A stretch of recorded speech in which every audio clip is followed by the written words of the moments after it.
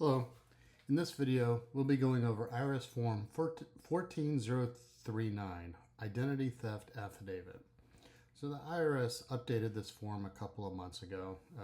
We're recording in April of 2026, so this was updated in February. There are a couple of pretty big changes. First of all, you don't have to file this by a form exactly. I mean, there is a form available.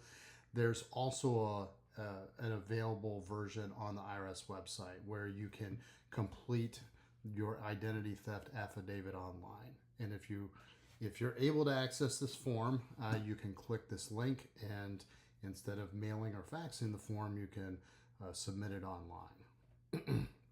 A couple of things to go over before we get into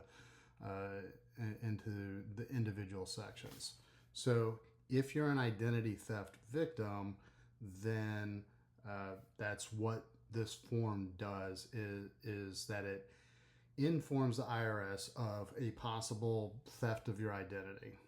Now, the IRS does routinely select taxpayers that may have something in their tax history, usually either fraudulently filed tax returns or attempted fraudulently filed tax returns, to come up with their own determination of when someone may be subject to identity theft.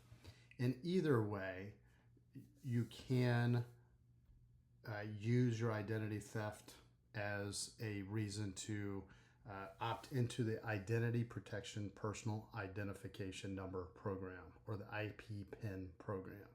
So that's probably the single best way that any taxpayer can protect themselves against what's known as tax fraud.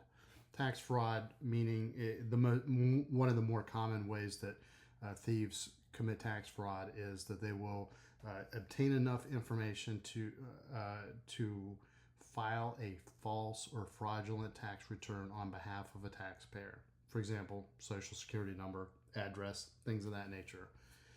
They file that tax return, they pump it up with a bunch of fake credits and deductions, and then that generates a massive refund. They direct that refund to go into direct deposit into an account that they control. And by the time the IRS or the taxpayer realize what's happened, the thieves have already left. They're gone with the money. So the IRS has put together a series of checks to make sure to mitigate identity theft, tax fraud, and that is one big reason why a lot of tax returns get delayed. So if you ever are expecting a bigger than normal refund and you're wondering what the holdup is, normally extra large refunds go through additional verifications to make sure that someone hasn't stolen an identity. And those measures that the IRS has taken has really reduced the amount of tax fraud that is being committed. So the IRS highly encourages people to obtain an identity protection PIN. You can mail or fax IRS Form 15227, that's the identity protection PIN application form, or you can go to the IRS website, or you can schedule an appointment at your closest IRS office. So now we're going to go through this form. It's 2 pages. Really, we're talking about 5 sections, sections A through E. So section A basically is the type of incident that or how you're submitting this incident. Section B is how you personally are impacted. The section C is the name and contact information of the identity theft victim. Section D is tax account information. Section E is a penalty of perjury statement and a signature. And then section F is completed if you're completing this on someone else's behalf. So 2 pages. And then there's a brief section at the bottom of page 2 with some additional instructions. Again, there is the link to the online application if you'd rather go that route. Let's go to the top. So section A, we're going over the options. You're submitting this for yourself. You're submitting this in response to an IRS letter, in which case you would provide the letter or the notice number to the right. Now, there isn't space here to write here, so if you are using this, you would probably have to print it and then write it in by hand. Of course, if you're filling the online application, you should be able to enter the CP or the letter notice number. You could be submitting this on behalf of a dependent, or you could be submitting this on behalf of another person that's not a dependent. So we'll just say that John Doe is submitting this for himself. And then in section B, we're going to talk about the impact. So let's complete section C because John Doe is reporting this for himself. So we're going to complete his information before I forget it.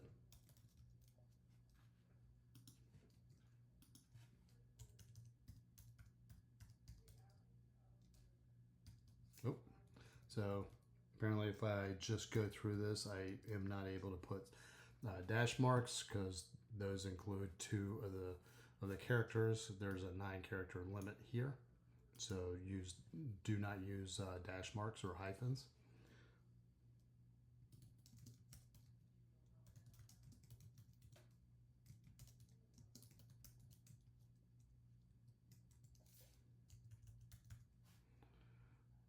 All right, so there's space there for 2 different addresses. If you recently changed your address, you'll put your current address in the first line. You'll put the address that was used on your most recent tax return on the second line. And then we'll put in his phone number.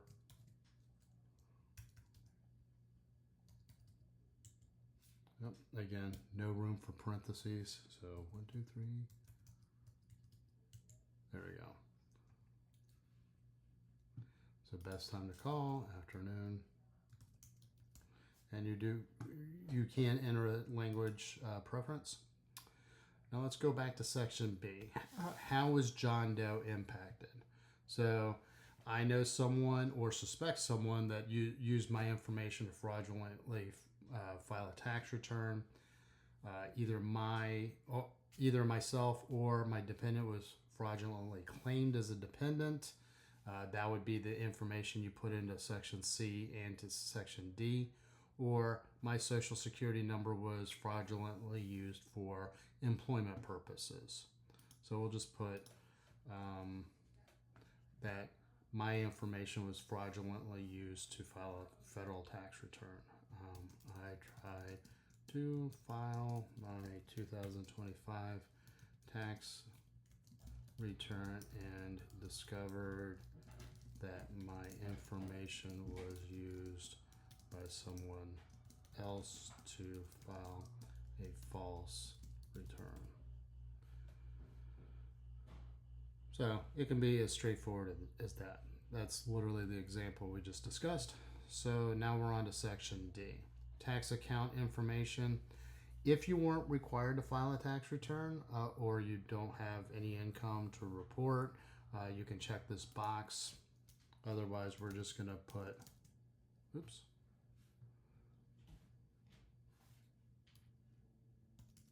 Apparently this doesn't like the space. Nope, does not like spaces. So, and then my last tax return filed, let's just say that I was able to file my 2024 tax return, but my 2025 tax return was impacted by this identity theft. And then John Doe would print, after printing this, he would sign it, date it, date of today's recording. And then if John had a representative that completed this for him, then that representative would select one of these options. So for deceased taxpayers, those are the first 3, either surviving spouse, court-appointed personal representative, or the taxpayer is deceased and a personal representative has not been appointed, in which case you would attach a copy of the death certificate and indicate your relationship. If you are the court-appointed personal representative, you just attach a copy of the court certificate. If you're a surviving spouse, you don't need to attach anything. So then the last two, either you're doing this on behalf of a taxpayer and you have an authorization in place, Form 2848.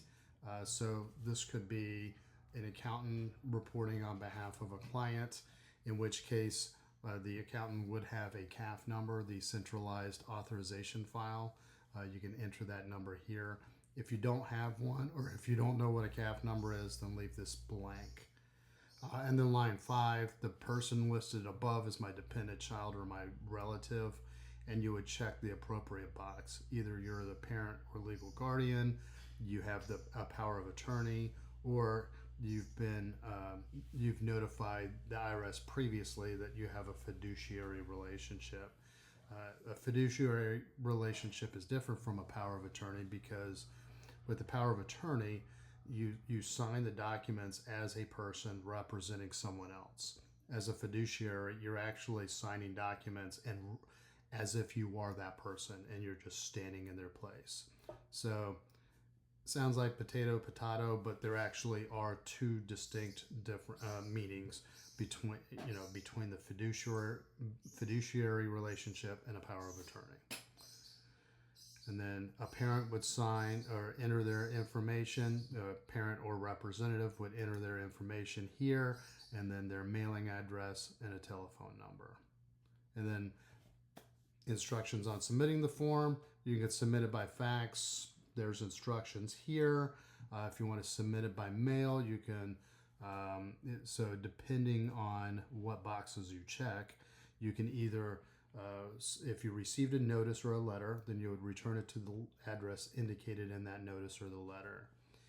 If you're not able to file your tax return electronically because your social security number was misused, then you would attach this to the back of your tax return and submit it to the IRS filing location based on the Form 1040 instructions.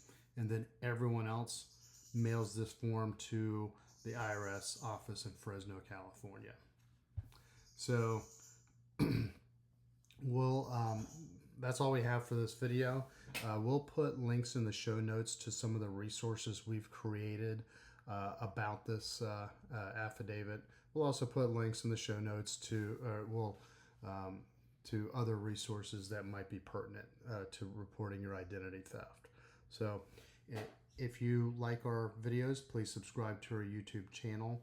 If you like our articles, which we've updated this article, we'll put a link in the show notes to the identity theft affidavit article that walks you step by step through this. And if you like our articles, please subscribe to our newsletter. And if you have any questions, comments, or if there's another topic that you'd like to hear discussed in an upcoming video, please hit me up in the comments section. Thank you very much and have a great day.